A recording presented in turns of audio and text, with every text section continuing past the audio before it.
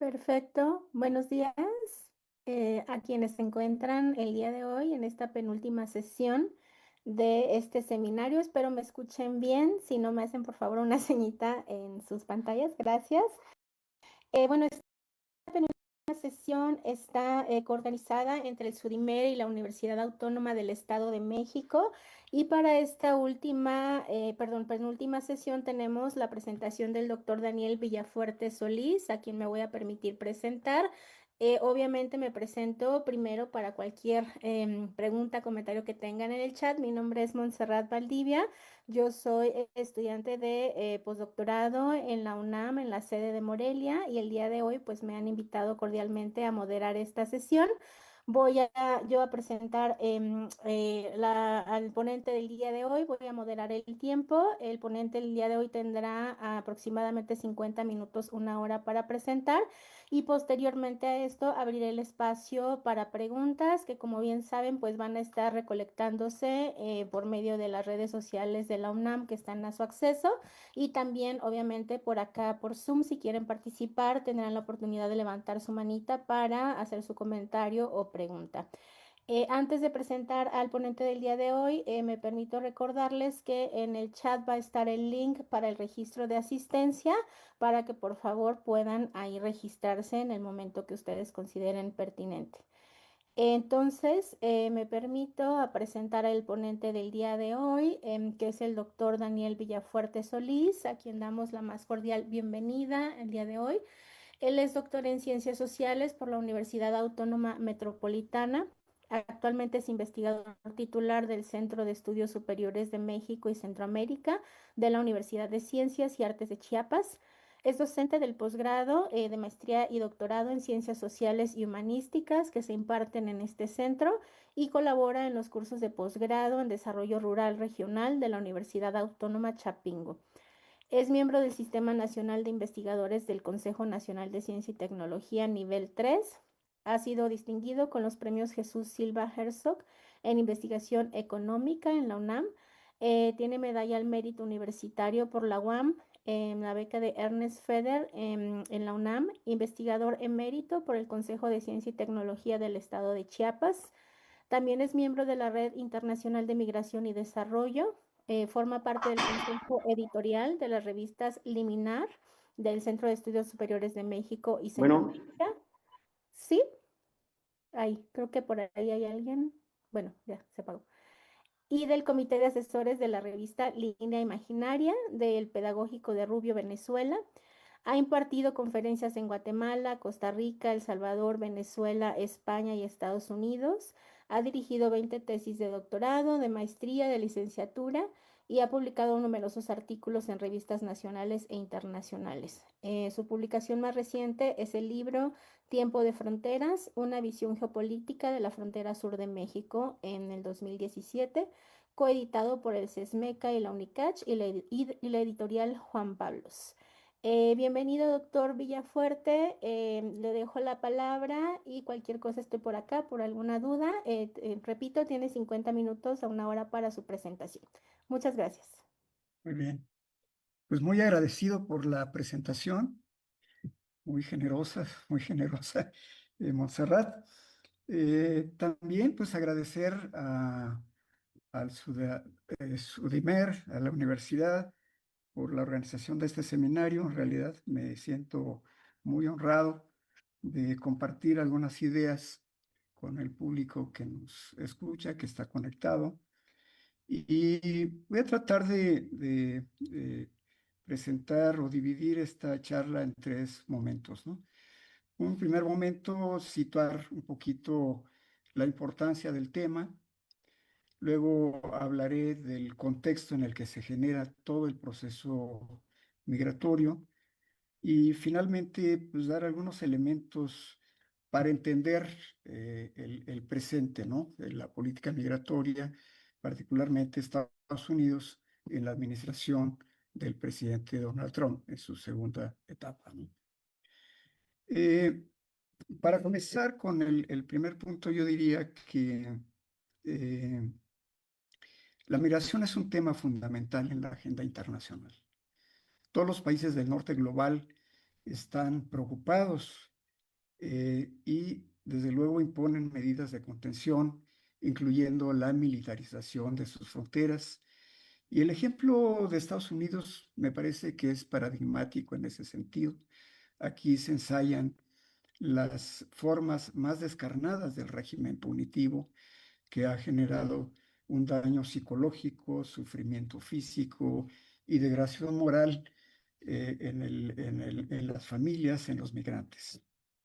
Entonces, en este contexto se genera toda una legislación que crea nuevos delitos y se imponen medidas que trastocan la autoridad local, como ha venido ocurriendo en los últimos meses con acciones de la Guardia Nacional, los agentes de ICE en varias ciudades de Estados Unidos, como Los Ángeles, Chicago, Washington, Nueva York, etcétera, ¿no?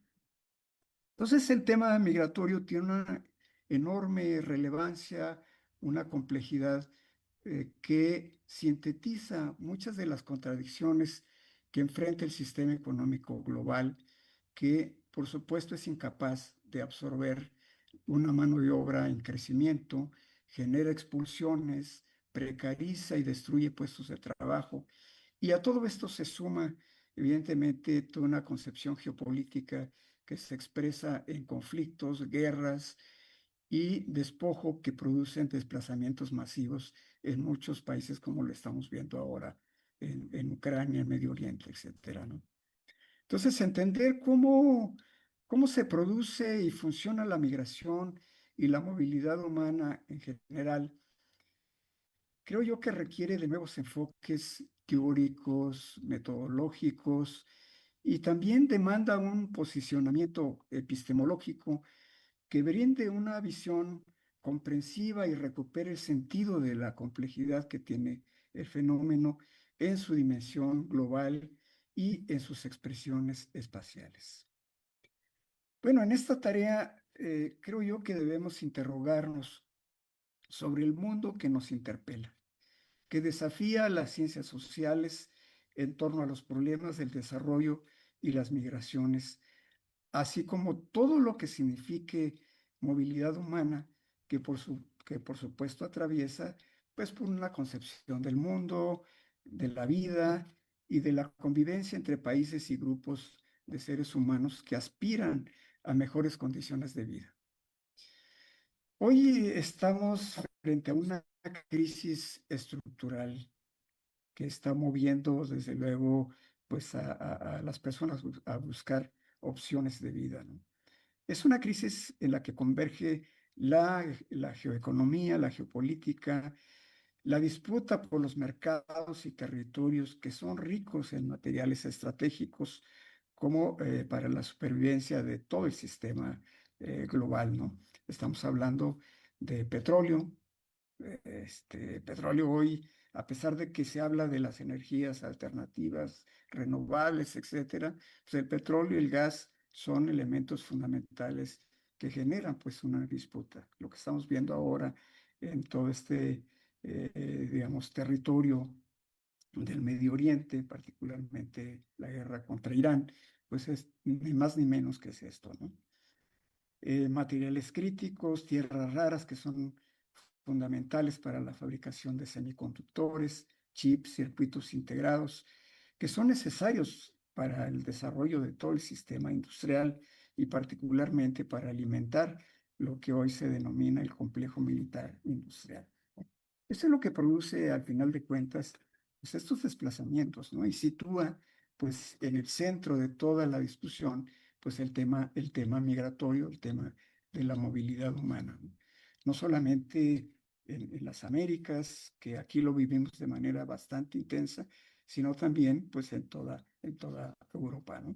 Vean el ejemplo que acaba de ocurrir en días anteriores, ¿verdad? En esta parte de la frontera con España y Marruecos, ¿no? Bueno, cuál es el contexto en el que se mueve, digamos, o que explica la actuación del gobierno de Donald Trump?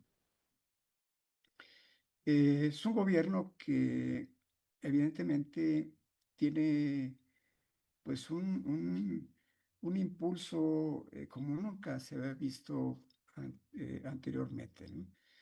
En su primera administración habíamos visto pues toda una discursividad en contra de la migración, la construcción del muro, etcétera, etcétera. Pero en esa segunda etapa del gobierno de Trump se han dado una serie de medidas muy agresivas. Todo se ha movido, no solamente el tema migratorio, sino pues la economía, ¿no? Una lucha por los mercados, una confrontación, guerras comerciales que comienzan con China, Rusia, etcétera, ¿verdad?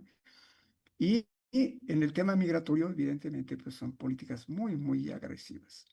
¿Todo esto para qué, no? Esa es la pregunta. Bueno, es claro que Estados Unidos también es parte de esta crisis global de la que hablamos, ¿no? Es una crisis sistémica, una crisis donde el modelo globalizador pues ya no tiene una respuesta como la que se esperaba, ¿no? Que era pues que todo el mundo tuviera un acceso al trabajo, a la comunicación, a diversos bienes, ¿no? Y digamos, toda esta retórica de la globalización ha venido a menos y Estados Unidos en ese sentido, pues ha perdido su papel hegemónico en varios sentidos, ¿no? De manera que para reposicionar a Estados Unidos, Trump impulsa un proyecto desde una perspectiva ultraconservadora, de ultraderecha, ¿verdad? Que está revestida con elementos de supremacismo blanco, ¿verdad? Y que incluye evidentemente el rechazo a la migración, al refugio, ¿no? El eslogan de campaña política y como un eje de gobierno, que es el hacer grande América de nuevo, sintetiza mucho de este proyecto del que estamos hablando. En la migración vamos a encontrar, en la migración, el desplazamiento y el refugio, vamos a encontrar muchos elementos de carácter estructural y acontecimientos emergentes, entre los que se pueden mencionar y que ya de alguna manera lo he referido, está justamente una crisis del modelo económico neoliberal que comienza temprano, en el 1995. Acuérdense que vivimos en México los efectos de una crisis financiera que se llamó popularmente como el efecto tequila, ¿verdad? En Argentina se llamó el efecto samba, en los países asiáticos el efecto dragón, ¿no? Bueno, empieza y luego se sigue, ¿no? Una crisis que vemos ya no solamente en el sur global, sino también en los países centrales, ¿no?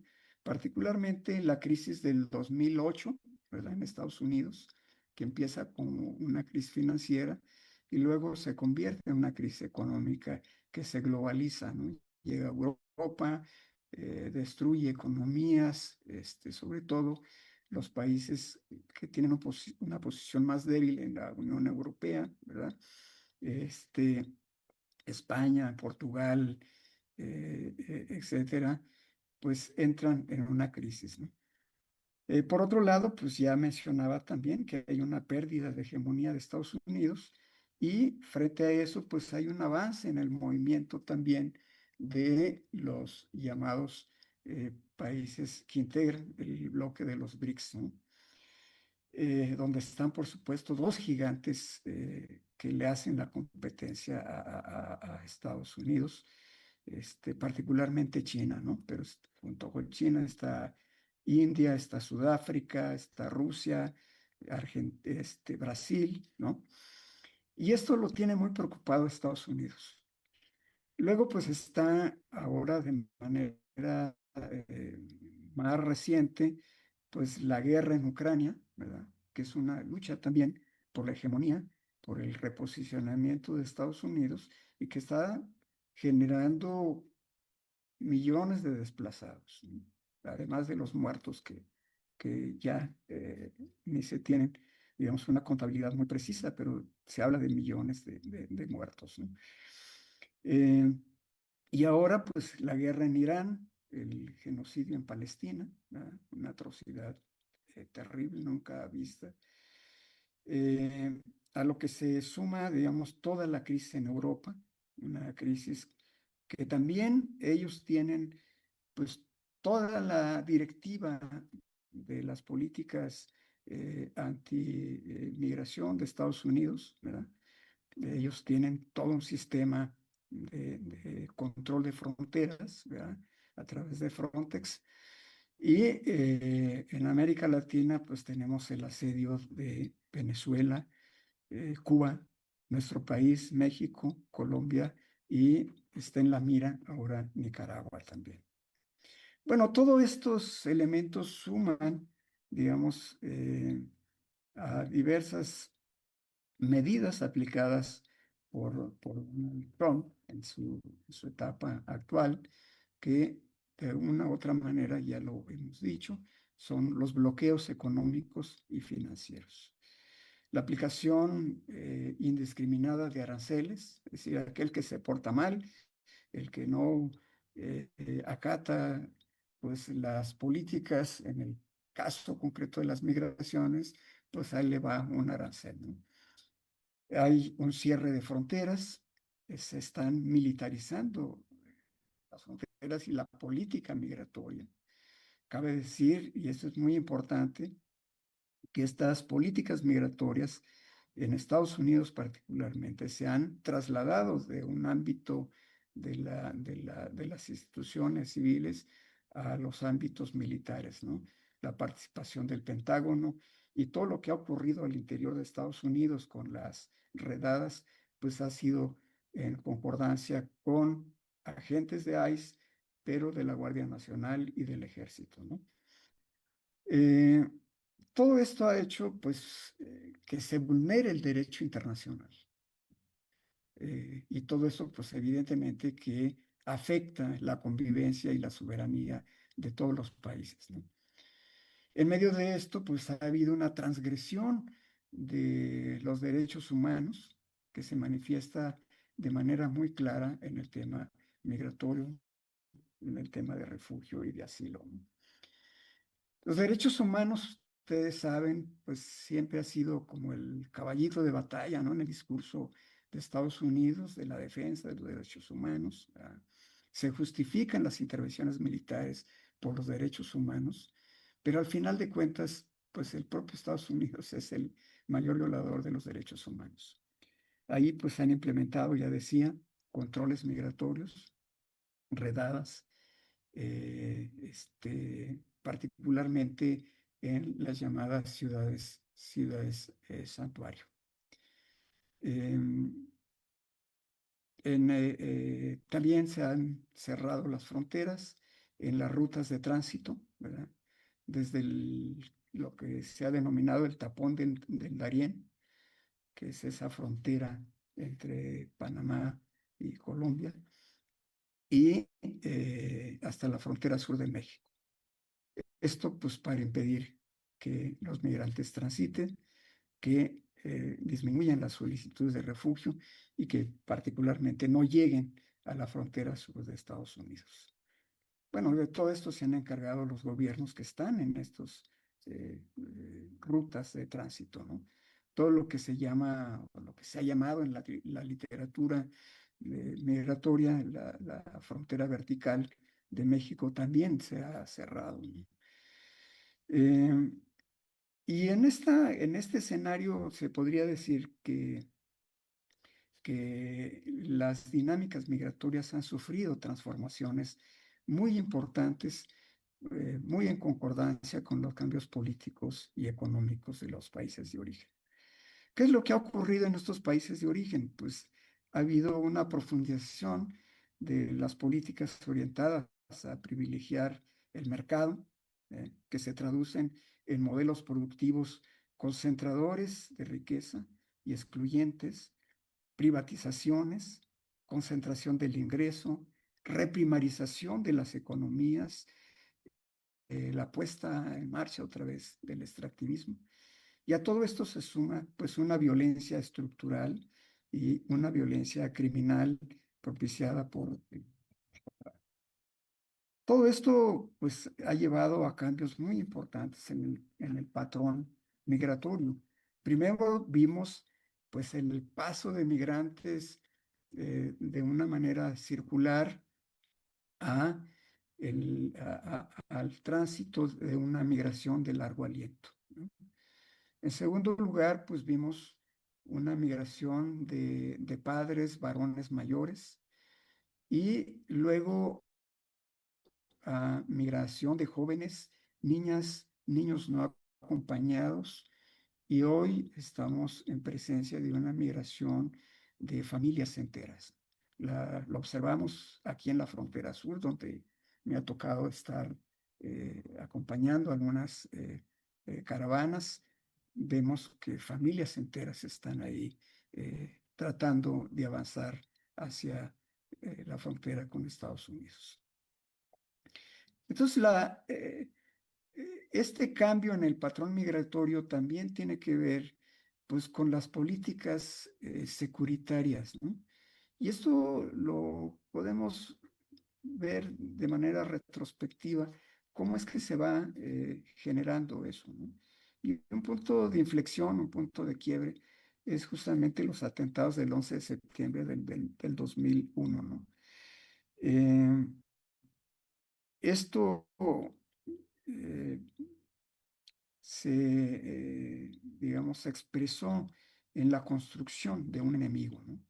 El migrante como enemigo, como una amenaza a la seguridad nacional.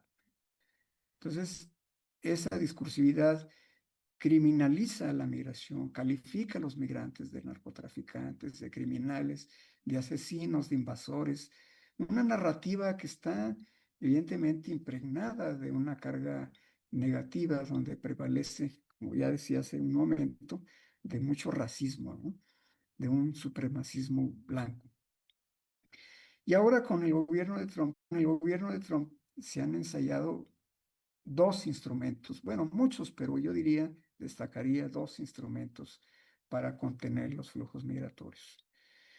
El primero es acusar a los países de tránsito o expulsores de migrantes de estar gobernados por organizaciones narcoterroristas, ¿no? El caso de Venezuela es muy claro, clarísimo, ¿no? Este, y el segundo instrumento que es la aplicación de los aranceles al comercio a quienes no contengan los flujos migratorios. En este segundo mandato de Trump, la política antiinmigrante se ha profundizado. Se insiste menos ahora en la construcción del muro físico de la frontera entre México y Estados Unidos. Y sin embargo, pues han habido una lluvia de órdenes ejecutivas para contener la migración. Dentro de esta lluvia de cosas, pues yo destacaría, por ejemplo, la, el recolocar el tema de la seguridad fronteriza con la militarización de la frontera, ¿no? Otra cuestión es el desmantelamiento del programa DACA, ¿no? Que es la acción diferida para los llegados en la infancia. Y aunque este programa permanece, Trump no ha podido eliminarlo, este, los nuevos permisos dentro de este programa están bloqueados por decisiones judiciales. Este, y también se han emitido dos decretos importantes para limitar la ciudadanía por nacimiento, que también se llama, o le han dado en llamar, el turismo de maternidad. Es decir, alguien que llega a Estados Unidos, da a luz la mamá y se convierte el niño en un ciudadano estadounidense, ¿no? Esto para Trump es una aberración, aunque evidentemente ha sido cuestionada fuertemente por las autoridades judiciales porque viola la 14ª enmienda de la Constitución. Y finalmente, pues ha emprendido una campaña legal también para eliminar el estatus de producción de protección temporal, lo que se llama el TPS, ¿no?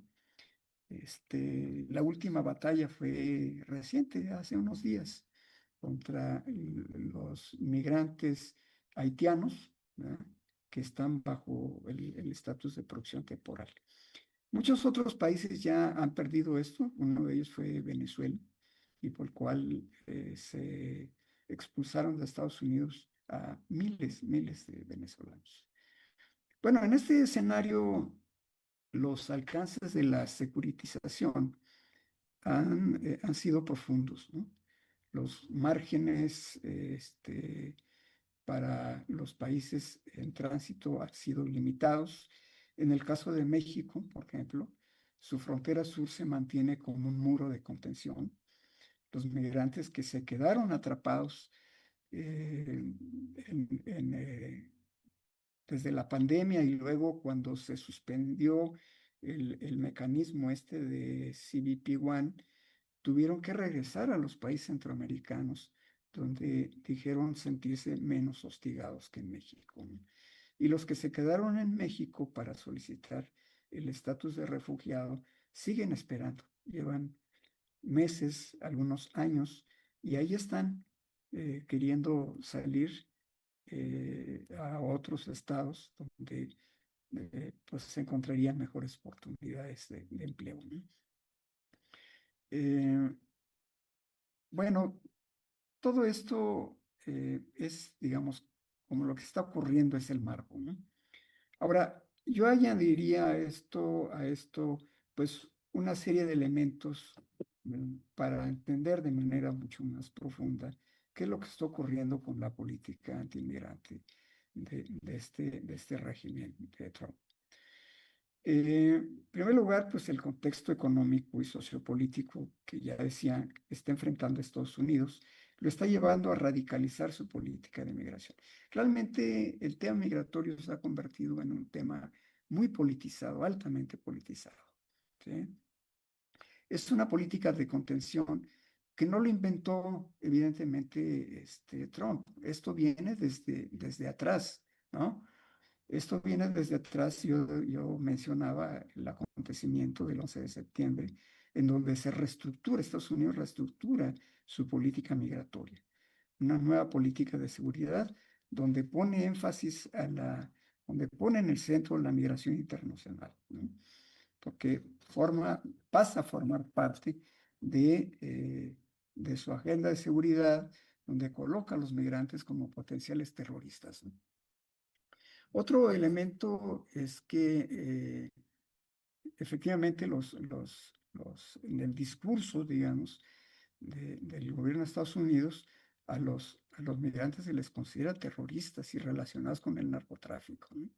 Por eso vamos a ver cómo surgen la iniciativa Mérida, que seguramente muchos de los que nos están escuchando conocen muy bien cuándo llega la iniciativa Mérida y qué es lo que produce, ¿no? Durante el gobierno de Calderón, del 2006 al 2012, ¿no? Toda una serie de incremento de asesinatos, secuestros, etcétera, ¿no? Eh, Luego, con el gobierno de Barack Obama, también considera que los grupos migratorios, particularmente de Centroamérica, empiezan a incrementarse de manera sustantiva hasta llegar al 2014, cuando estalla aquella crisis llamada de los niños migrantes, ¿verdad?, en la frontera sur de Estados Unidos, y Obama presiona al gobierno de México, en este entonces a Peña Nieto, para contener la ola migratoria, ¿no? Y en este contexto, la respuesta de México fue crear el programa Frontera Sur. Entonces le llaman el Plan Sur, que fue una acción coordinada entre agentes de migración, la gendarmería y el ejército, porque acuérdense que Peña Nieto creó una instancia que se llama la Gendarmería Nacional, ¿no?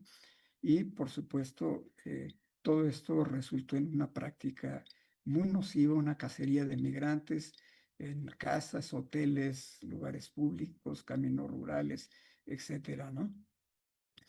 Luego, más adelante, pues está ya casi al final del gobierno de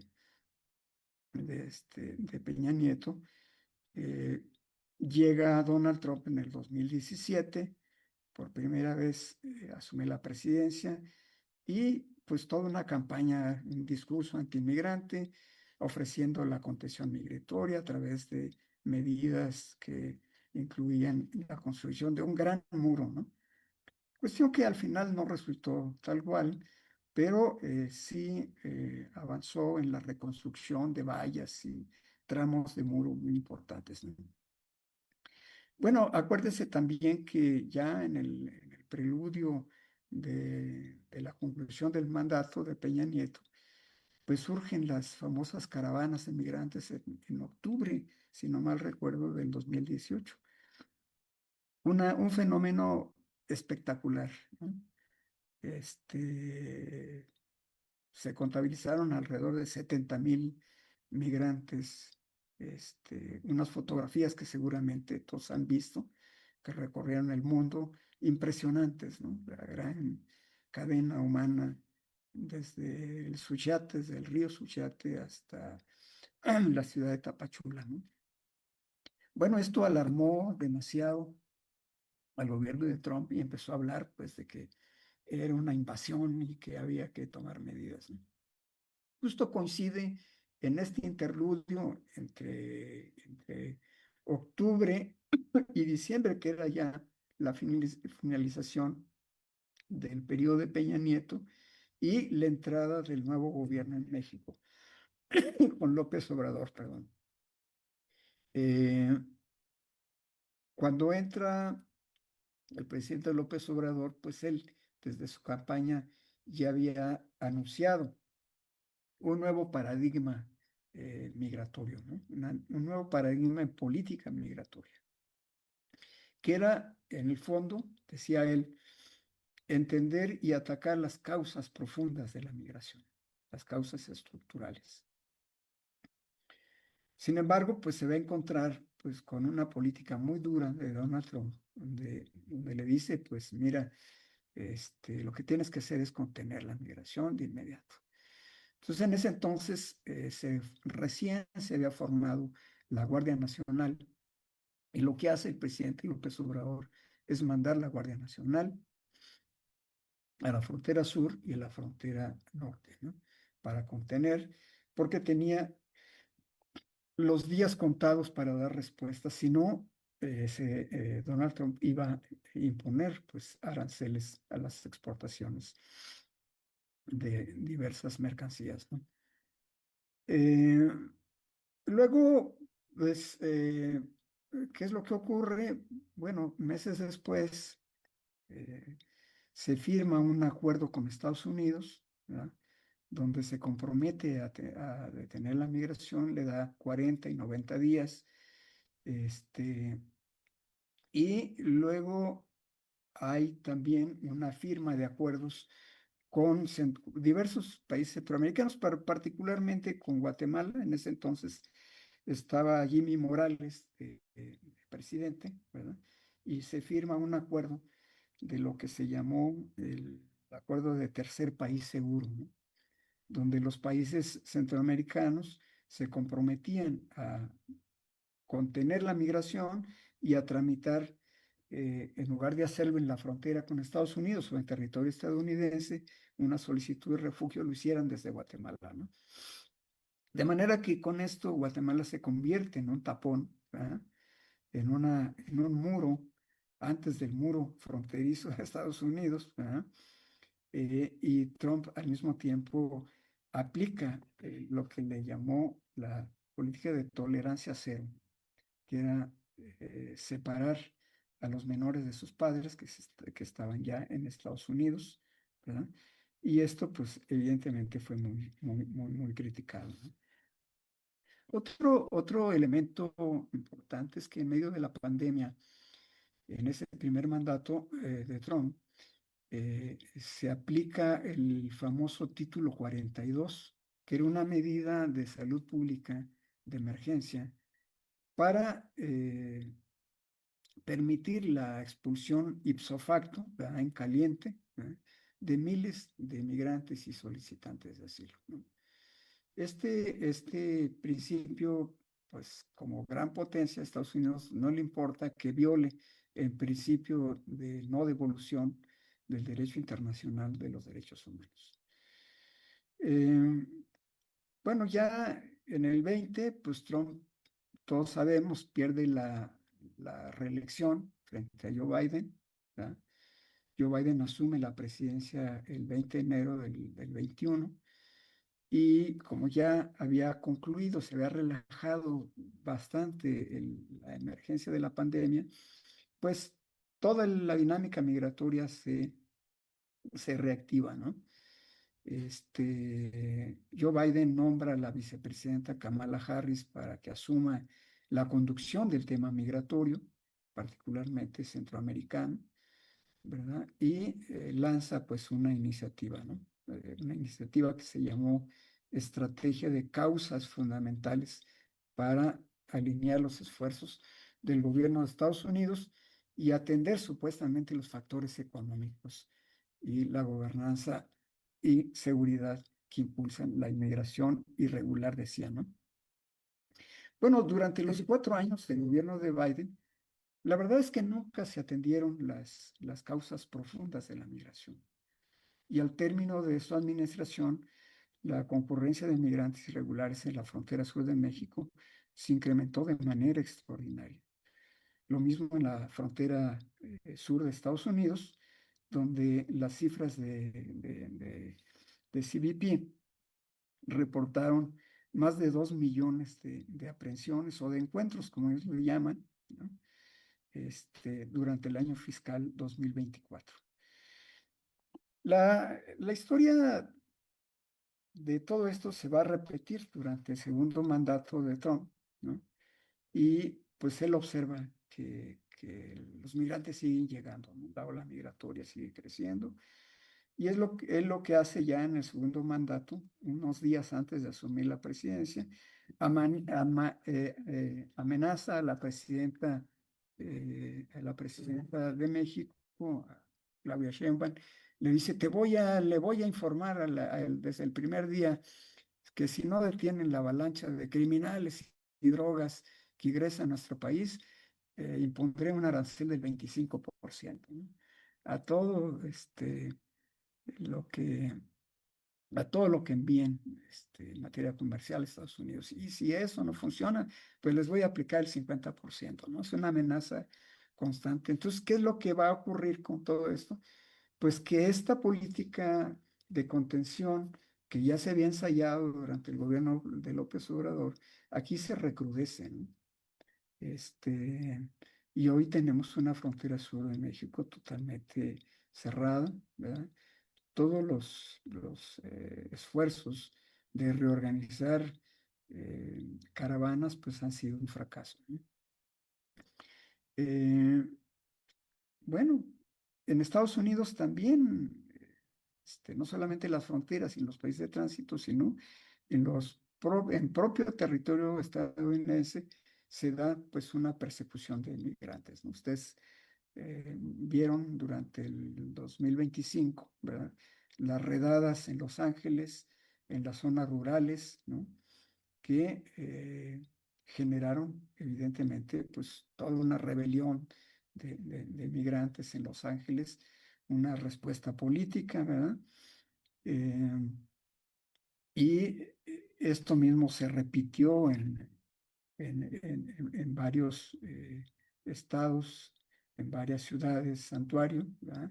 En Chicago particularmente, en Nueva York, en Washington, ¿verdad? Y aunado, digamos, a una serie de manejos de bloqueos económicos que tuvieron repercusiones, siguen teniendo repercusiones en las economías de las familias estadounidenses, pues va a haber una respuesta, ¿no? Una respuesta muy relevante, muy vigorosa, ¿verdad? En junio del 2025 hay se organiza una serie de marchas, ¿verdad? Con el eslogan No Kings, ¿verdad? No Reyes, un movimiento denominado 50-51, que significa 50 estados, 50 protestas y un movimiento, ¿no? Esto fue una movilización nacional con énfasis sobre todo en ciudades como Los Ángeles, Chicago, en Seattle, en Filadelfia, en Charlotte, ¿no? Eh, Fueron multitudes, ¿no? Eh, y esto generó pues un despliegue policíaco, la policía montada con máscaras antigás que reprimió a la población, policías a pie, escoltados con patrullas para dispersar a los manifestantes con bombas de humo, gases lacrimógenas y más de horas de marcha, 7 horas, con banderas donde sobresalían las de México, banderas híbridas de México, estadounidense, de Guatemala, de El Salvador, de Colombia. Fue un fenómeno muy relevante, muy importante en Estados Unidos, que está ahí latente y que de un momento a otro pues se reorganizarán porque estamos en medio ya de un precalentamiento de lo que van a ser las elecciones intermedias de noviembre de este año, ¿no?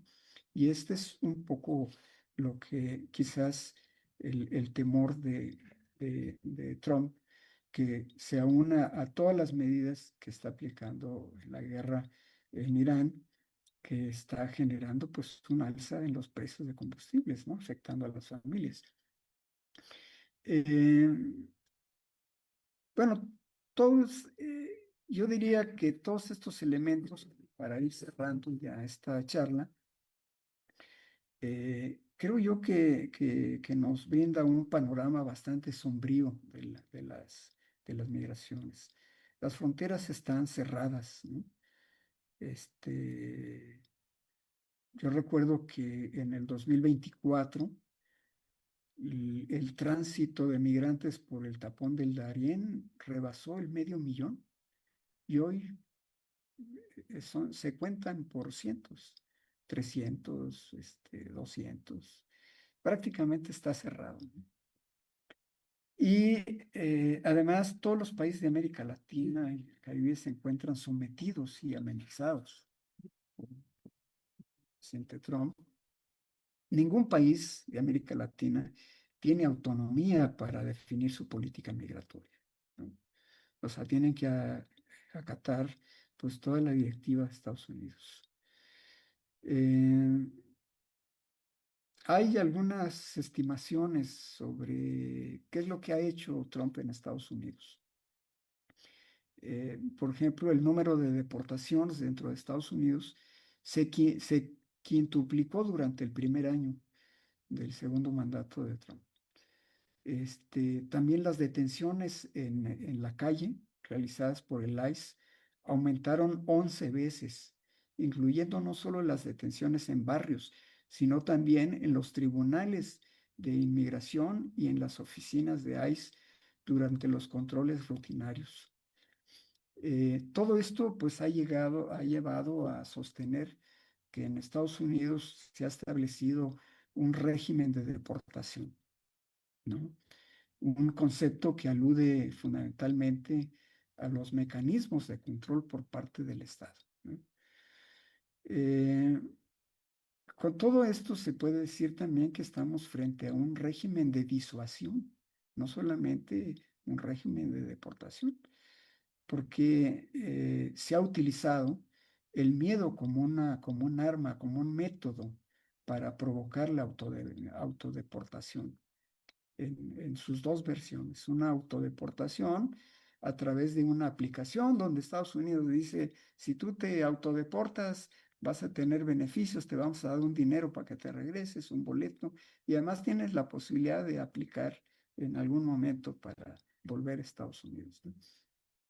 Y la otra, pues, es la autodeportación individual, sin más, es ir con la familia o individualmente y pasar la frontera y llegar a México, ¿no? Eh, Pienso que la política antiinmigrante ha llevado a una reestructuración de todo el sistema migratorio que venía operando desde la frontera sur de México, pero incluso más allá, ¿verdad? Que permitía llegar a la frontera norte y de allí infiltrarse a territorio estadounidense. Hoy las nuevas políticas son de no dejar transitar a los migrantes y, y pues han instrumentado varios mecanismos, varios acuerdos con Panamá, con El Salvador y Guatemala, que sirven de frontera, y con eso pues evitar el tráfico, el tránsito. Esto pues está muy claro cómo desde febrero, ¿verdad? Cuando inicia este régimen de Trump, Marco Rubio hace una gira por países centroamericanos, va a Panamá y pues recomienda que colaboren con el gobierno. Bueno, todo esto me hace concluir con una pregunta. Si estamos realmente frente el fin de la migración irregular y del sistema de asilo, yo diría que estamos en camino, pero que ese camino o que este fin es temporal y que creo que volverá con mayor energía que antes, porque, como decía al principio de la charla, es un fenómeno estructural, producto de una crisis del sistema global que impulsa a la población, expulsa constantemente a la población a salir de su lugar de origen, ¿verdad? Hay una precarización de la fuerza de trabajo, ¿verdad? Una población que no encuentra posibilidades de mejorar sus condiciones de vida en sus lugares de origen. Y pues hay un contexto violento. El escenario que pinta América Latina, desde mi lectura, muy particular punto de vista, es un escenario bastante pesimista porque en pocos años ha habido un cambio radical en los gobiernos. Ahora son todos gobiernos de derecha, ¿no? Todos. Ahora, desde Honduras, ¿verdad? El Salvador con Bukele en Venezuela, este otro que acaba de asumir ahora en Colombia, ¿verdad? Todos trompistas, ¿no? Y esto, pues, tienen también una impronta, este, antimigrante. Vean lo que pasó en Chile también, ahora en Perú. En fin, hay toda una campaña en contra de la migración irregular, que yo creo que más temprano que tarde va a haber pues una respuesta para romper estos muros, estas fronteras que ahora contienen la migración. Entonces, bueno, yo aquí lo dejo, ¿verdad? Espero que se haya escuchado bien lo que dije, las ideas, y pues nuevamente agradecer el espacio, este, y encantado de escuchar sus comentarios, sus críticas, todo lo que ustedes quieran expresar. Muchas gracias, doctor Villafuerte, por su presentación. Definitivamente ha sido pues muy relevante, ¿no? Que nos haya hecho este recuento muy completo y complejo a la vez, ¿no? De lo que ha sido y lo que son las migraciones, sobre todo poniéndolos como este tema fundamental de la agenda global, ¿no? Que han sido desde antes y cómo han sido los cambios y las consecuencias también para las personas migrantes no solo en México, sino alrededor del mundo, mencionando todos estos conflictos que actualmente persisten y que tienen afectaciones en el desplazamiento de las poblaciones en mayores vulnerabilidades, ¿no? Rescato obviamente de su presentación muchísimas cosas, ¿no? Entre ellas este enlace que hace con el tema del desplazamiento interno, ¿no? Y cómo también las personas migrantes internacionales pues son también productos, como lo ha dicho usted, de esta crisis del sistema, ¿no? De toda esta sistema también rapaz de exportación, de expropiación de recursos, ¿no? De todo lo que necesita el Estado para sobrevivir, trayendo como consecuencia pues la movilización de las poblaciones, ¿no? Y también este tema tan fundamental que nos ha compartido al final de cómo cada vez más los gobiernos de derecha se están imponiendo, ¿no? En los diferentes países, y cómo vamos cada vez más también a la represión de la migración, a la militarización de las fronteras. Y algo muy fundamental que mencionó es la vulneración no nada más del derecho internacional, sino los derechos humanos de las personas, tanto migrantes como aquellas que se quedan también en sus lugares de origen a resistir, ¿no?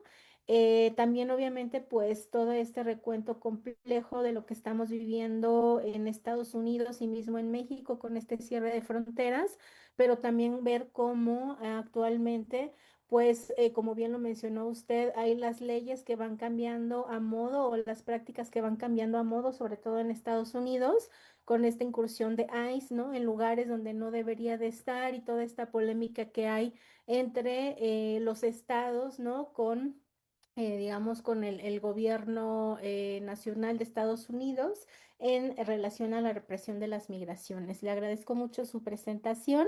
Voy a leer algunos comentarios que por acá aparecieron también en el chat y también dar paso a los comentarios aquí en el Zoom. Por acá en las redes tenemos un comentario de Alejandro Alarcón que nos dice, Estados Unidos actúa en el mundo según sus propios intereses de poder y economía, sin importar qué partido o presidente esté en la Casa Blanca. Los discursos, el espectáculo político y las amenazas cambiantes funcionan como una pantalla de humo para distraer o probar la reacciones de otros países, pero detrás de cámaras, las instituciones permanentes como el ejército, las agencias de inteligencia y los grandes grupos económicos siguen aplicando la misma estrategia intervencionista y pragmática de siempre. Están apretando las tuercas del aparato como lo hacen desde que son lo que son un imperio. Saludos, estimado doctor, gracias por compartir su amplia experiencia en el tema. Este fue un comentario de Alejandro Alarcón.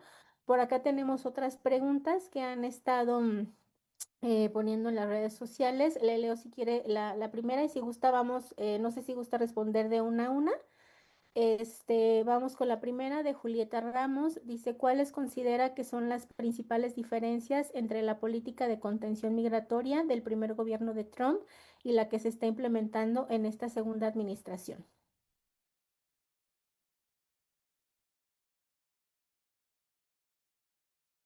Sí, bueno, en primer lugar, agradecer el comentario generoso de Alejandro.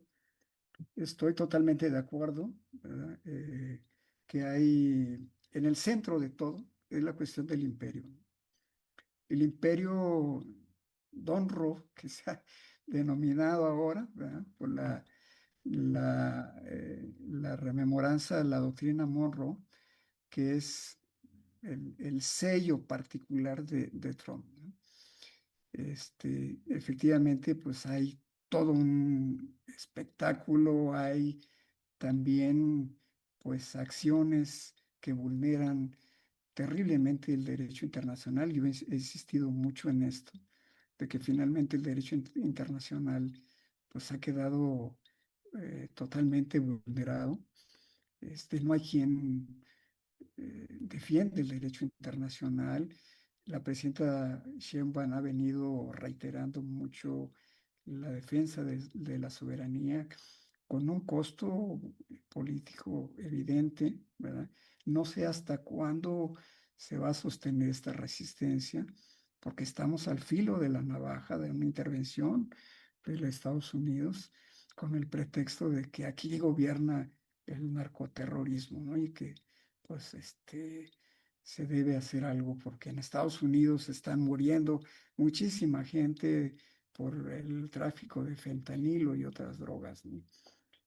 En fin, Este es un tema muy relevante que tenemos que entrarle duro para caracterizar teóricamente de qué se trata este nuevo imperio estadounidense, cuáles son sus rasgos característicos, hasta dónde se sostiene. Evidentemente que, como decía Samir Amin, pues hay ahí pues todavía monopolios que sustentan, ¿no? Toda la parte financiera, aun con la vulneración del dólar, todavía es un sistema financiero dominado por el dólar y por todo el mecanismo SWIFT, ¿no?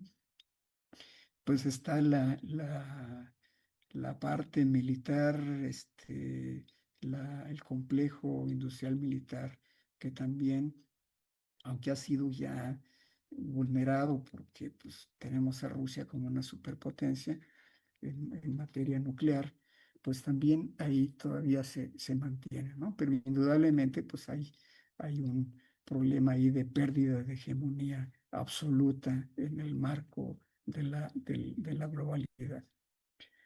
Ahora, pasando un poco a la pregunta sobre las diferencias entre la primera y la segunda administración.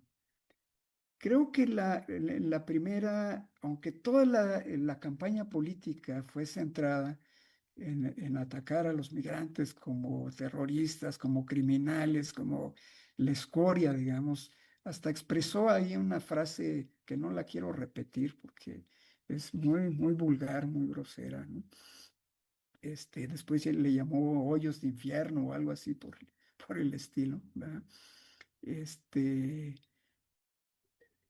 digamos, a pesar de haber utilizado toda una discursividad y haber prometido el muro, que por cierto yo decía que el muro no se construyó en los kilómetros que él había prometido, porque hubo bloqueo en el Congreso. El Congreso, hay que recordar, eh, todavía no estaba dominado por mayoría republicana.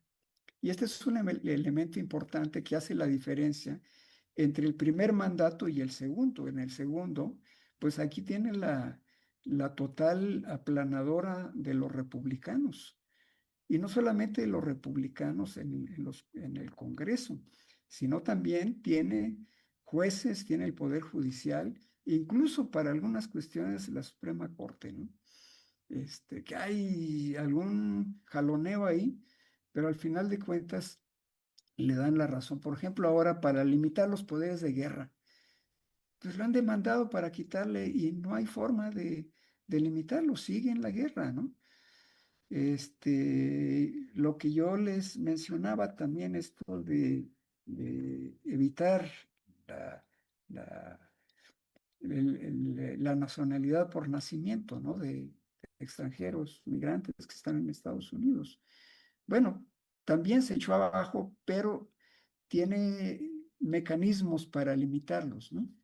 Esto es lo que se está viendo ahora digamos que la diferencia está en una política recargada, digámoslo así, en esta segunda administración, donde todo el aparato, ¿verdad? Esa lluvia de, ¿cómo le llaman ahí?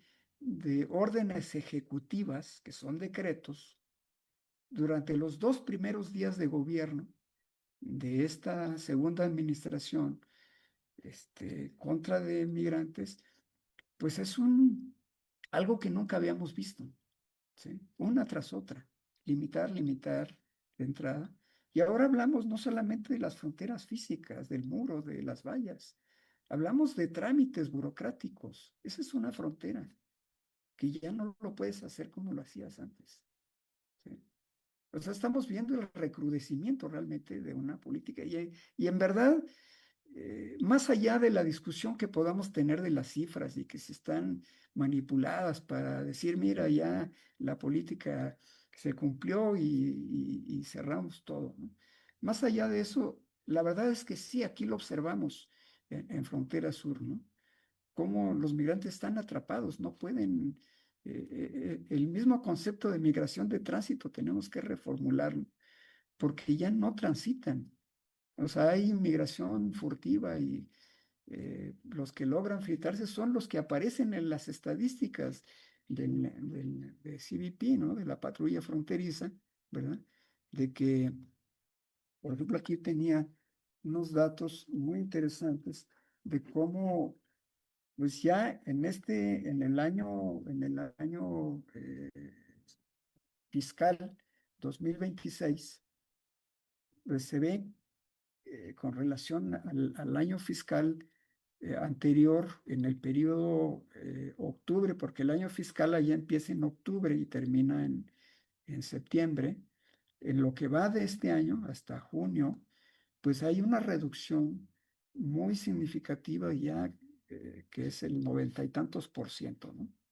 O sea que ya es lo mínimo, lo reportado por la patrulla fronteriza, ¿verdad? Que logra la aprehensión y la deportación de migrantes. Así que prácticamente pues, se ha logrado esta idea de Trump de ponerle un muro a la migración en distintos países, ¿no? Entonces, ahí están, pues, a grandes rasgos las diferencias. Un Trump en la primera, ¿verdad? Administración, bastante novato, digámoslo así, porque él nunca había sido presidente, y hoy, pues, pero y es un equipo además reforzado, el de ahora, ¿no? Tienen a un Stephen Miller, que es el hacedor de la política antiinmigrante, un tipo de ultraderecha, ¿verdad? Junto con Marco Rubio, más la que era de Seguridad Nacional, hacían el triunvirato ahí por eso estalló todo este problema y terminaron cambiando a la secretaria de Seguridad Nacional, ¿no?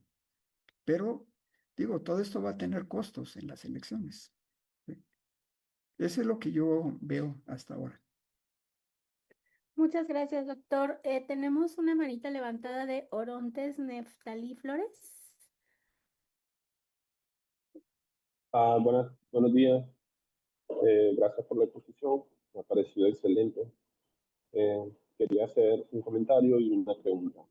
Mi comentario va referido a el final ya de la exposición, prácticamente cuando eh, nos decía del giro drástico que ha habido de los gobiernos de América Latina, de los países de América Latina hacia gobiernos de derecha. Yo considero de que ha sido más que todo por un desencanto que ha habido de las izquierdas latinoamericanas por las formas de gobierno que se han llevado, pero también ha inferido bastante la influencia estadounidense, su política de injerencia, como ha ocurrido en Bolivia, Ecuador, recientemente en Colombia.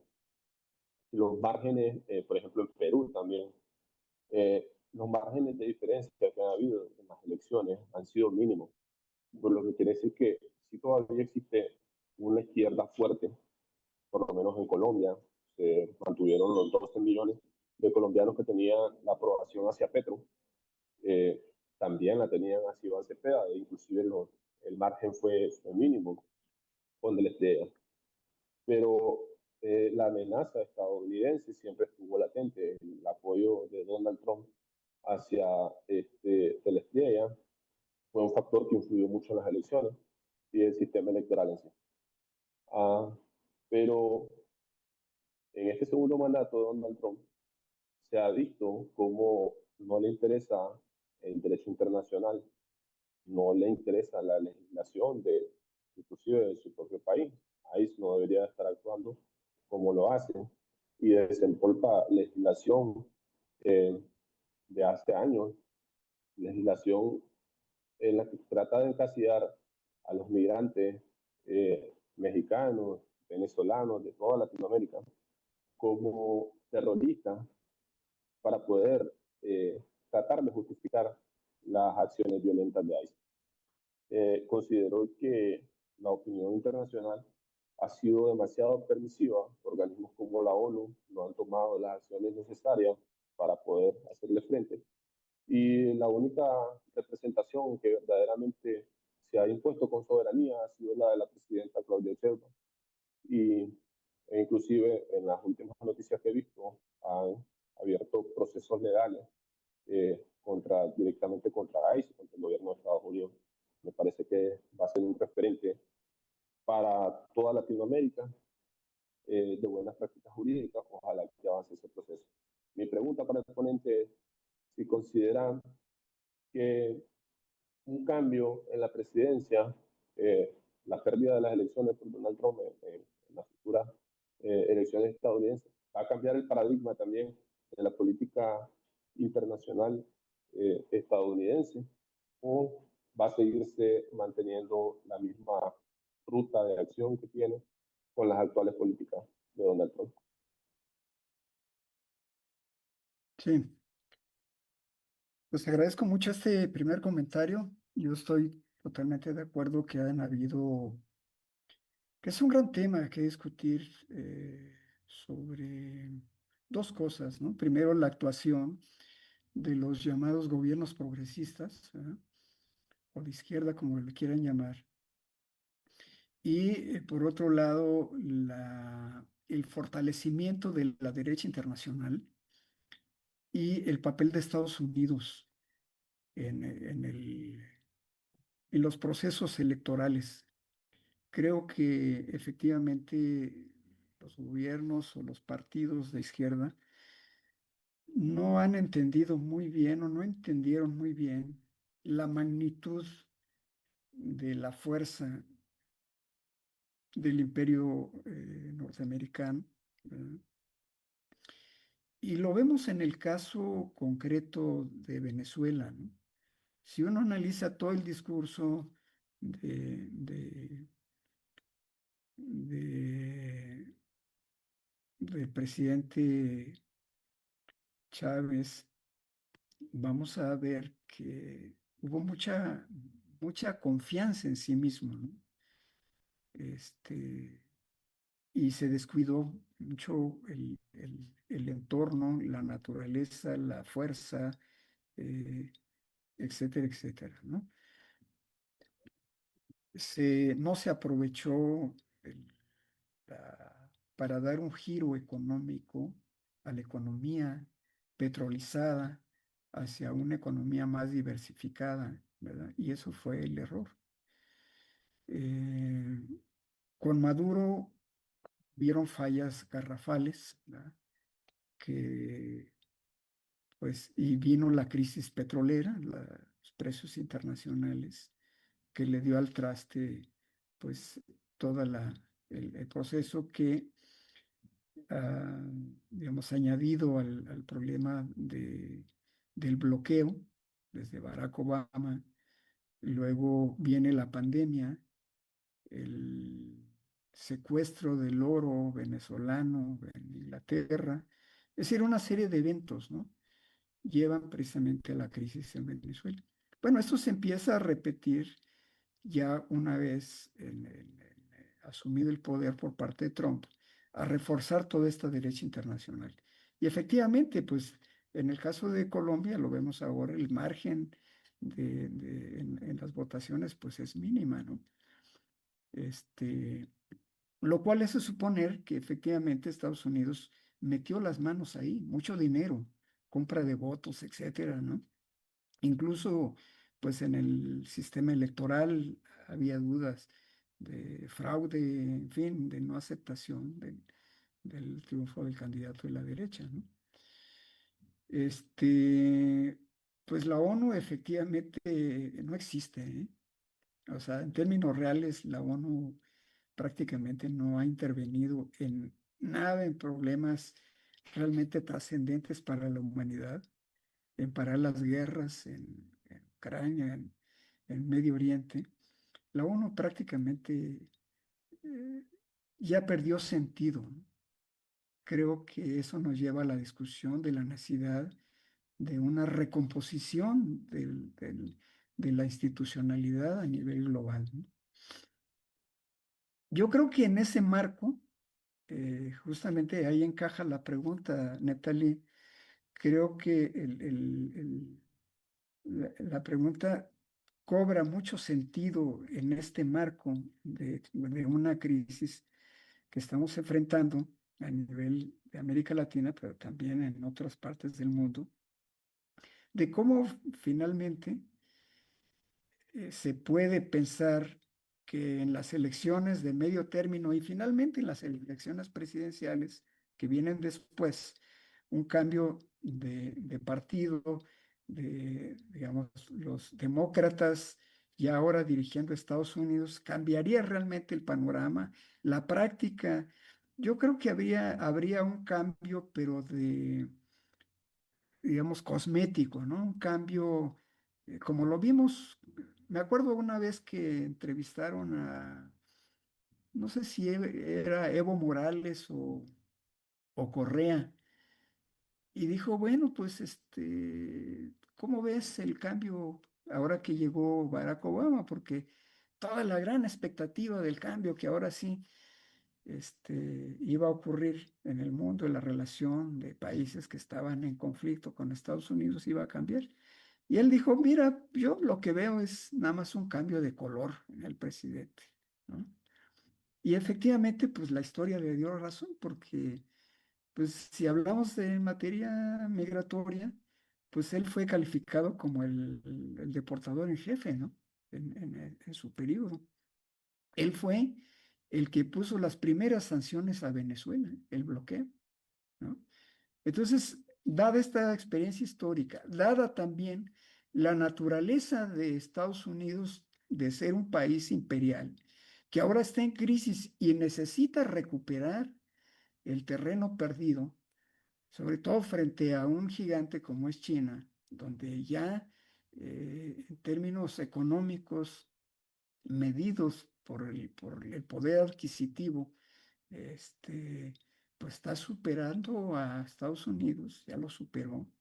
Y también en materia de tecnología, en fin, esa es la preocupación de Estados Unidos.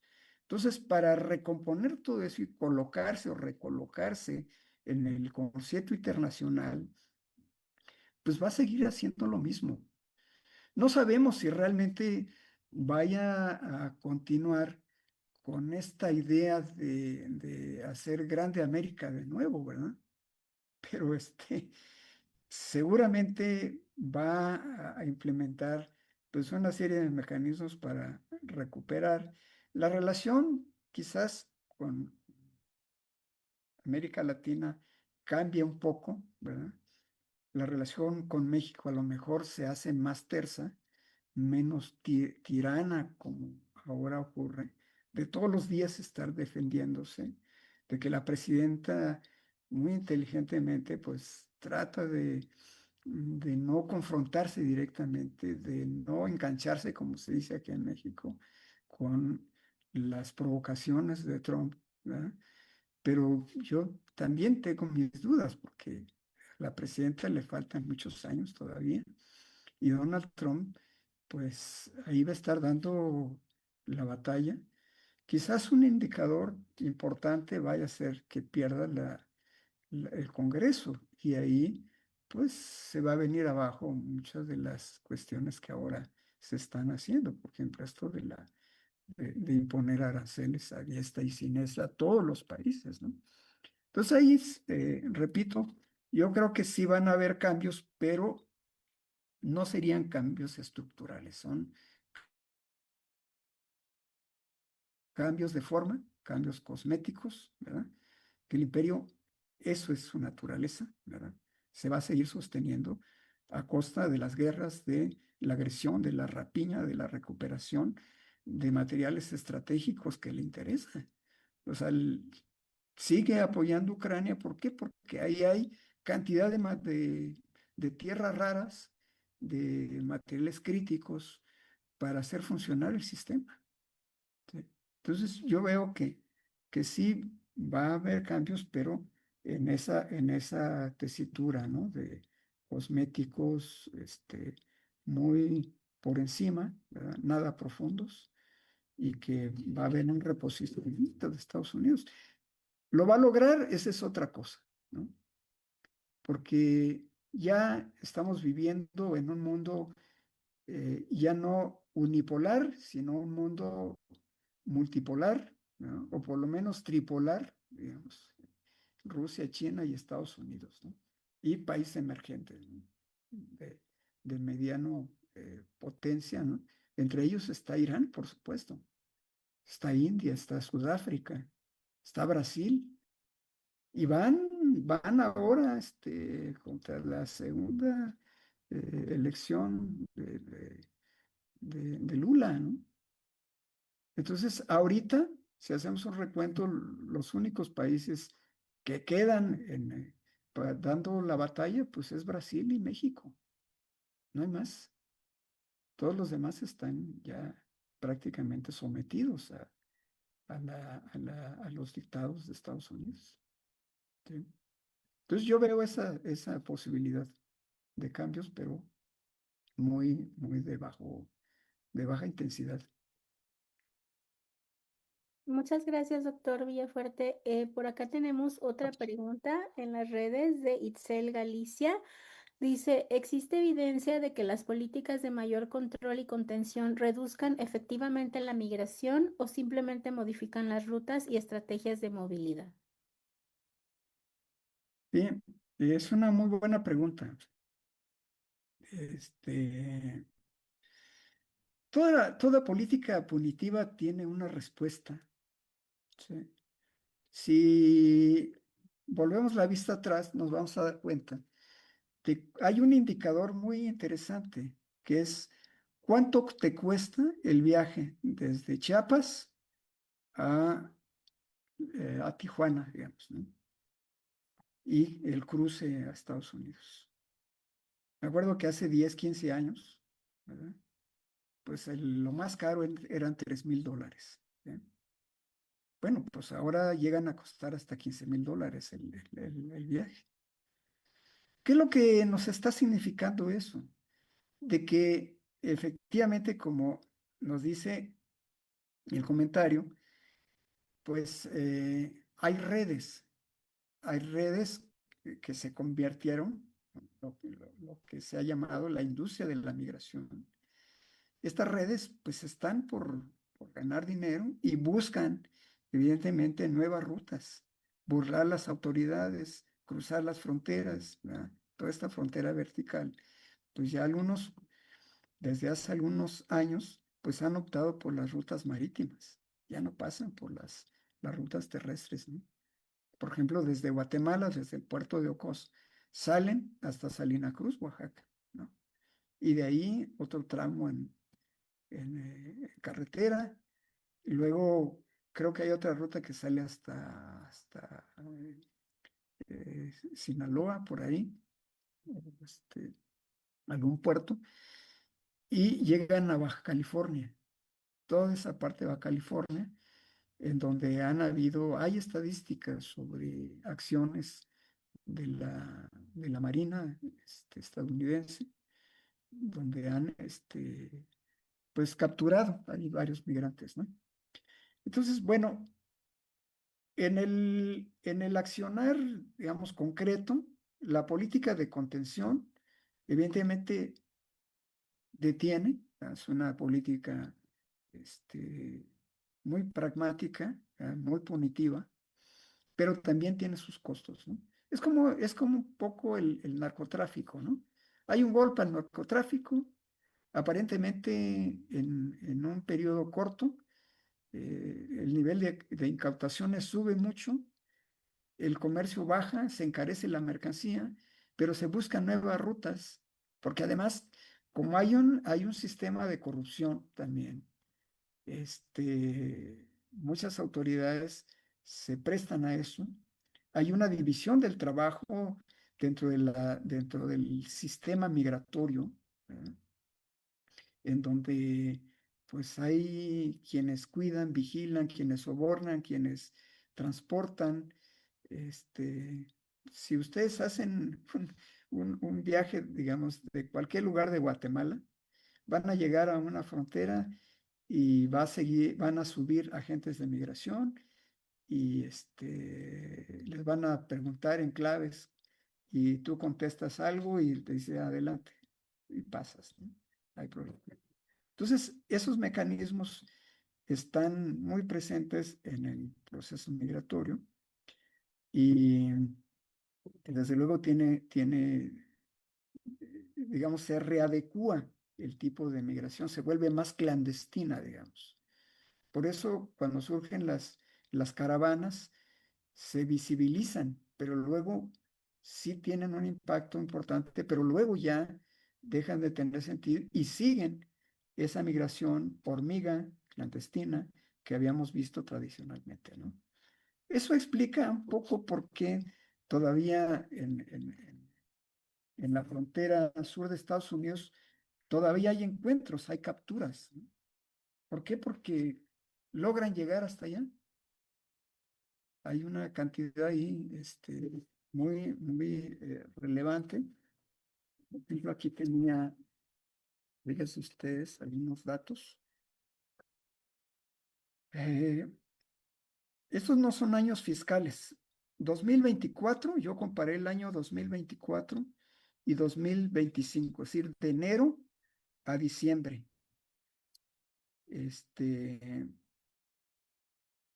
en el 2025 ya, o sea, en el primer año de gobierno de Donald Trump, capturaron a 179,000 migrantes. Bueno, ¿cómo llegaron a esos 179,000? Pues por las redes y otra serie de mecanismos, ¿no? O sea, sí vemos que hubo una reducción brutal del 90%, pero siguen llegando. Eso va a ser, yo lo digo hipotéticamente, cuando se vaya el gobierno de Trump, va a continuar esto, ¿no? Va, digamos, a crecer la ola migratoria porque se van a relajar las medidas militares ahí de resguardo en la frontera y toda la industria de seguridad, porque todo esto es un gran negocio. O sea, las empresas gringas ganan mucho dinero, las empresas de seguridad, cámaras, sensores, eh, aviones, drones, cárceles, en fin, hay toda una industria, es un gran negocio esto de la migración. Entonces esto no va a parar, nunca va a parar. Hay periodos de baja, pero luego vuelve, ¿no? Y esto tiene que ver con lo que ya dije varias veces, con el sistema, ¿no? Es un sistema que genera la propia migración. Y eso no lo puede contener el propio sistema. Es imposible, no tiene la posibilidad, no tiene la capacidad.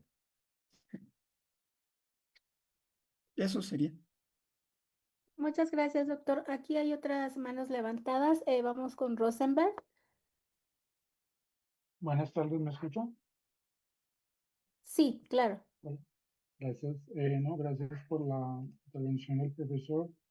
Quería hacer una pregunta, creo que ya ha dado varios elementos, pero igual quería preguntar si en el contexto de esta crisis neoliberal del imperio norteamericano eh, hay como más o menos necesidad de mano de obra migrante, porque yo me pongo a pensar, bueno, ¿hacia dónde apunta todo esto de las deportaciones y las detenciones que está implementando Donald Trump? Si es realmente a reducir, si ellos realmente consideran que como parte de esta crisis que lleva al imperio a reforzar su aparato defensivo, eh, es necesario como salir de una parte de esa mano de obra migrante o si al contrario en los años venideros ellos van a implementar estrategias para que más migrantes lleguen, ¿no? Porque entiendo yo que la economía de un país como Estados Unidos no puede sobrevivir sin esa mano de obra barata que proporcionan los migrantes. Sí. Muchas gracias por tu pregunta, Rosenberg. Es una pregunta también muy relevante, porque efectivamente parece que caminamos en una contradicción, ¿no? Y aquí no hemos hablado, por ejemplo, de un tema que es de primer orden, digamos que para los países centroamericanos, los receptores de expulsores de migrantes, pues son receptores de remesas. El tema de las remesas es un tema, repito, de seguridad nacional, porque, fíjese, para Honduras, la última cifra que yo he revisado, ya representa el 30% de su Producto Interno Bruto. ¿Eh? Entonces, si la migración, digamos, no sigue operando, ¿verdad? Pues este país se cae. Honduras es el paradigma de la migración y de refugio en América Central, ¿no?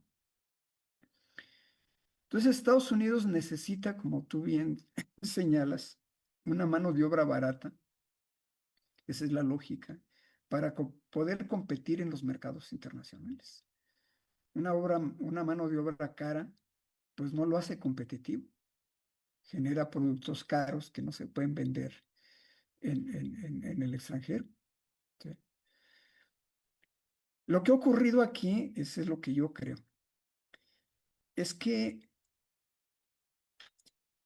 el aparato productivo de Estados Unidos ha entrado en una crisis que no permite seguir ocupando más mano de obra de la que tiene capacidad de absorber, ¿sí? Sobre todo en sectores, digamos, de baja calificación, porque para sectores de alta calificación vemos migrantes de India, por ejemplo, que se ubican en sectores claves de Silicon Valley, por ejemplo, ¿no? En la industria de la computación, en fabricar chips, etcétera, ¿no? Ellos son mano de obra altamente calificada, ingenieros, etcétera, ¿no? Es la migración de cuello azul que se llama, ¿no? Pero en la parte de migrantes no calificados, de mano de obra no calificada, que se van al campo, a las cosechas, a las siembras, este, a los servicios en la ciudad de recolección de basura, a la industria de la construcción. Yo creo que ahí ha habido como una sobreoferta. Entonces lo que está, porque yo creo que no, tiene alguna lógica, tiene algún sentido esto de las deportaciones, ¿sí? O sea, es un poco como equilibrar oferta y demanda, ¿no? ¿Qué tanto, no? Obviamente que aquí también hay una serie de elementos que en algún momento rebasan este cálculo y hay protestas, hay muchísimas protestas de agricultores que quizás no porque hayan prescindido de la mano de obra así, sino porque su mano de obra ya no llega por miedo o ya no llega con la intensidad que estaba llegando, ¿verdad? Y prefirieron regresarte a autodeportarse, ¿no? Entonces ahí se produce pues como una tensión y entonces lo que hace el gobierno, bueno, pues ahora vamos a ofrecer este, a los migrantes de baja calificación formatos de migración temporal, ¿verdad? Con contrato, ¿verdad? Con un acuerdo con las autoridades para que cuando terminen se regresen, ¿sí? Pero evidentemente que pues sí, ahí hay un tema todavía que profundizar para ver un poco, pues hasta dónde, cuál es el límite, ¿verdad? Porque como se ha dicho en muchos estudios, incluso la presidenta al inicio lo ponía gráficamente, de cuánto se beneficia la economía estadounidense con la mano de obra mexicana. Fíjese cuántas remesas llegan a México. Son más de 60.000 millones de dólares. Es una cifra extraordinaria. Es la segunda, digamos, fuente de riqueza de dólares que llega a México después de la exportación de vehículos y automotores, ¿no? Incluso, pues rebasa con mucho la balanza petrolera o energética de México. ahí tiene déficit porque importamos grandes cantidades de petróleo y de gas todavía, gasolina. ¿Sí?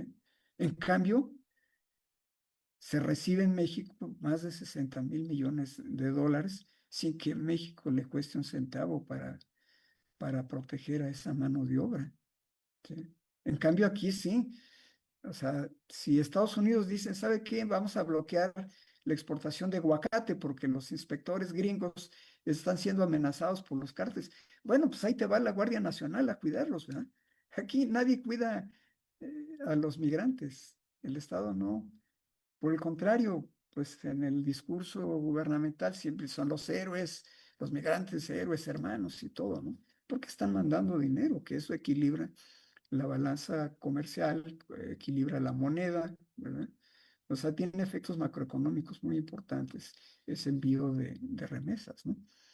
Entonces, creo, repito, si es un tema muy, muy relevante el que planteas, como en el contexto de una crisis, ¿verdad? ¿Qué papel debe jugar la migración? ¿Sí? Yo ahí lo dejaría, no sé si responden algo a esta pregunta que es muy, muy, muy fuerte, muy importante. Muchas gracias, doctor. Tenemos por acá otra pregunta de las redes. Dice de Tania Seferino, ¿cuáles considera que serán los principales escenarios para la política migratoria regional si la estrategia de contención de Trump se mantiene durante los próximos años? Bueno, pues hablar de escenarios es un poco complicado, pero yo diría que lo que resta del gobierno de Trump, que son 4 años menos año y medio, ¿verdad? 2 años y medio, vamos a seguir con lo mismo, ¿eh? O sea, no va a haber ningún cambio. Eso es lo que yo creo, ¿no? Una política muy insistente, ¿verdad? En la contención migratoria. O sea, aquí no pasan los que ya están, pues ya están, y los que están, vamos a revisar cuál es su estatus migratorio. Por eso yo decía que todo el programa de DACA, bueno, México no entra dentro de la protección temporal, ¿verdad? Porque no ha tenido eventos emergentes como en Centroamérica, Haití, etcétera. Pero creo que se seguirán revisando y amenazando a través de que si no detienes a los migrantes centroamericanos y por toda la ruta que pasan, pues te vamos a invadir con el pretexto de combatir los cárteles de la droga, ¿no? Entonces, va a continuar esta política. Este es un escenario posible. Yo lo llamaría un escenario posible y bastante real para los próximos 2 años y medio, ¿no? ¿Qué puede pasar después de esto? Bueno, un escenario intermedio puede ser que si en noviembre el Partido Republicano pierde escaños en los congresos, toda esta serie de iniciativas, de decretos, pueden verse vulnerados, incluso se pueden echar abajo, ¿sí? Y eso vendría como a suavizar un poco la política migratoria, ya no tan agresiva, pero sí como más selectiva, ¿no? Más normada, más de acuerdos, ¿no? Este, pero aquí hay un elemento que no hay que perder de vista, y es que Estados Unidos va a seguir siendo un imán, un referente como mercado laboral. Y esta idea que siempre repetimos en términos coloquiales del sueño americano, se traduce en eso, ¿no? En llegar a Estados Unidos, en ganar dólares, ¿verdad? Esta fascinación por el billete verde, ¿verdad? Tiene muchos de elementos subjetivos. Y tan es así que el migrante está dispuesto a correr todos los riesgos, ¿no? No importa la experiencia. Acuérdense de la masacre de San Fernando y de otras masacres que han habido de migrantes. Y aún así, la gente sigue apostando por llegar a los Estados Unidos. ¿Sí? O sea, estos migrantes que ahora están solicitando refugio en la frontera sur de México, pues uno los ve pululando en la calle, algunos con empleos precarios y pueden sobrevivir, pueden estar ahí, pero ellos no quieren eso, ellos quieren el sueño americano y están buscando la primera oportunidad para llegar a la frontera norte y dar el salto a Estados Unidos. Entonces no hay que perder de vista que es un gran atractivo el mercado estadounidense. ¿Sí? Ahí está, digamos, ahí hay redes, ahí hay familiares, hay un hermano, hay un papá y pues mandan al pollero, al coyote a traer al familiar para que lo pase, ¿verdad? Y de esa manera se reproduce, ¿no? Es un poco este concepto teórico que se ha trabajado también en la literatura, que se llama el principio de causación acumulativa, ¿no? Entonces, cuando un proceso se desata, pues ya no hay nadie que lo pare. Eso va a seguir. ¿Eh? Entonces, eso veo yo como escenarios posibles para los próximos años. Gracias, doctor Villafuerte. Tenemos aquí un comentario, pregunta de Alejandro Alarcón, que tenía su mano levantada. No sé, Alejandro, si lo quieres comentar. Gracias, seré muy breve. Gusto saludarle, doctor. Muchas gracias por compartir sus conocimientos. Eh, en ese sentido, aquí en Chiapas se acaban de firmar convenios con el gobierno de Israel para echar a andar sistemas de vigilancia, de cámaras y de controles de seguridad aquí en Chiapas. ¿Y cómo avisora usted estos nuevos controles extraterritoriales fronterizos que van a ser usados o ya están siendo usados, que incluso se dice que esta nueva última captura de un líder de la Mara fue resultado de estos sistemas de vigilancia e identificación a través de inteligencia artificial? El Big Brother ya nos alcanzó, doctor. ¿Cuál es su reflexión sobre esta posibilidad de uso de la tecnología para los controles fronterizos? Gracias. Sí. Muchas gracias, Alejandro, por tu pregunta. Es un tema muy interesante de cómo el uso de la tecnología está presente, pero ha estado presente desde hace ya un tiempo, bajo otras modalidades, obviamente. Pero miren, toda la cuestión del control biométrico, por ejemplo, la aplicación del CBP One, y antes del CBP One, cuando estuvo Fox en la presidencia, ya se armó toda una plataforma, ¿verdad? A mí me tocó una experiencia muy interesante. Teníamos aquí en el centro un visitante, un profesor visitante que venía de Suiza a hacer un trabajo en la frontera Guatemala, Chiapas, Guatemala, ¿no? En frontera con Malapa.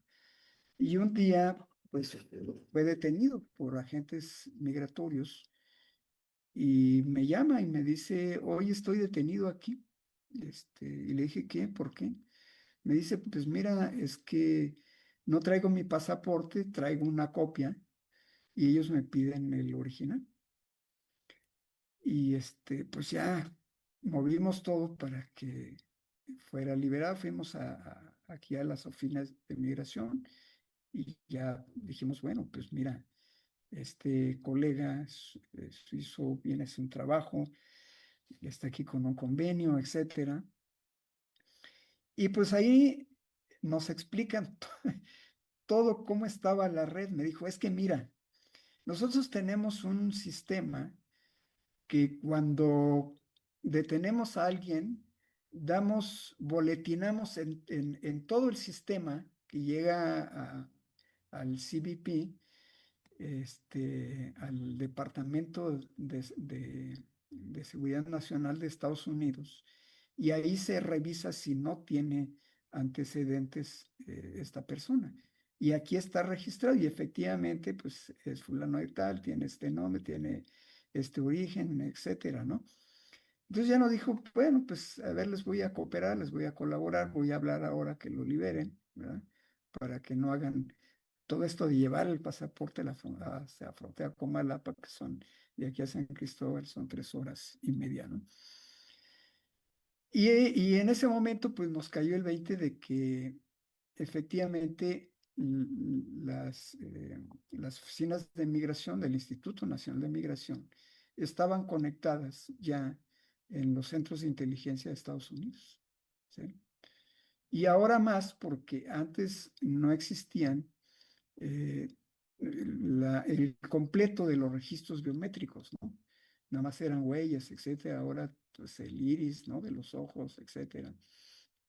Y, y ahora, digamos, lo que tú mencionas, Alejandro, el uso de la inteligencia artificial, pues todavía redunda más en ese control, ¿verdad?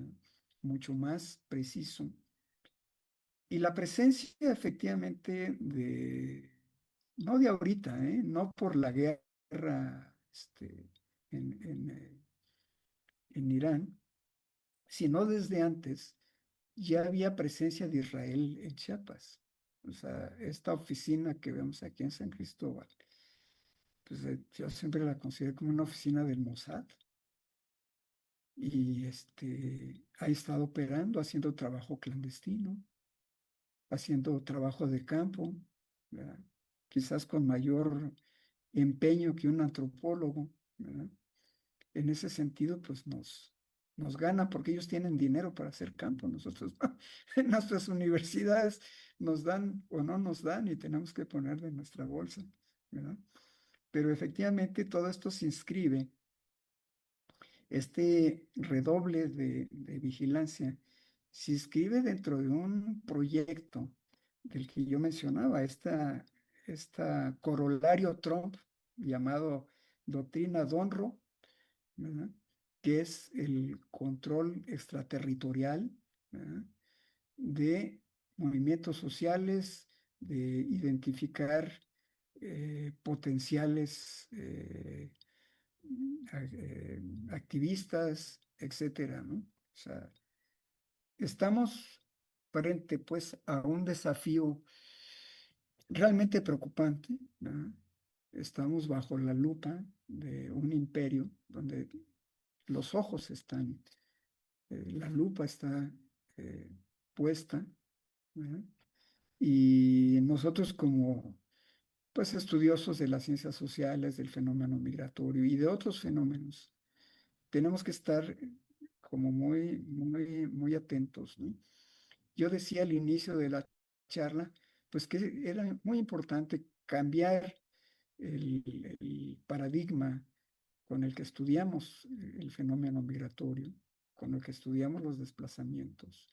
El mismo concepto de migración queda corto ya, porque no solamente, o sea, se construye el concepto a partir de la migración laboral. Y muchas de las teorías que se construyen, particularmente desde la perspectiva de la economía neoclásica de oferta y demanda, eso pues ha quedado ya rebasado, que además se construyen, digamos, conceptos del siglo pasado, ¿verdad? Para explicar fenómenos del presente siglo. Entonces sí es muy importante pues en una renovación del aparato categorial, conceptual, teórico, epistemológico, ¿no? Entonces es una invitación pues a que estudiemos estos fenómenos en toda esa complejidad que tienen, ¿sí? Creo yo que ha habido, digamos, hasta ahora como mucha especialidad en el estudio de las migraciones. Hay, por ejemplo, gente que se especializa en estudiar remesas, ¿no? Hay muy buenos remesólogos, ¿verdad? Pero que no articulan con el resto de los fenómenos, ¿no? con las redes. Por ejemplo, hay gente experta en redes, o hay gente que se dedica a derechos humanos. No, es todo realmente. Entender esa complejidad es abordarlo de manera holística, ¿sí? Entonces, bueno, yo invitaría a darle seguimiento a esto que planteas, Alejandro. Muchas gracias por tu pregunta. Gracias, doctor. Tenemos por acá un último comentario en las redes de Guadalupe Barba respecto justo a las remesas, que dice los migrantes siguen enviando aún con el impuesto que se les cobra a partir de enero. Ya no tenemos más comentarios y preguntas por acá en las redes. Aquí en el Zoom creo que tampoco tenemos ya manos levantadas. Entonces, pues me quedaría solamente agradecerle, doctor Villafuerte, su presentación tan completa y justo pues esta invitación, ¿verdad? Que nos, digamos, empuja a buscar nuevos conceptos, nuevas formas de entender la migración que expliquen de manera pues más precisa, ¿no? Lo que está pasando ahora con estas poblaciones en movilidad. Muchas gracias, doctor, por su participación. No, pues a ustedes muy agradecido, Itzel, Marisol, Aura, este, Montserrat, por la conducción, a Pedro por este apoyo técnico, en fin. Así que bueno, pues ojalá haya sido de interés y pues nada, reiterar mis agradecimientos. Por supuesto que sí, doctor. Aquí hay comentarios de gracias, también de Rosenberg, que le daba las gracias por la respuesta que le dio. Y pues solamente nos queda de este lado recordar a quienes están presentes, por favor, volverse a conectar en la última sesión del seminario, que será el 9 de septiembre a esta misma hora, a las 11 de la mañana. Y pues muchas gracias a quienes estuvieron aquí, que tengan un excelente día. Igualmente, bye, Hasta luego. hasta pronto.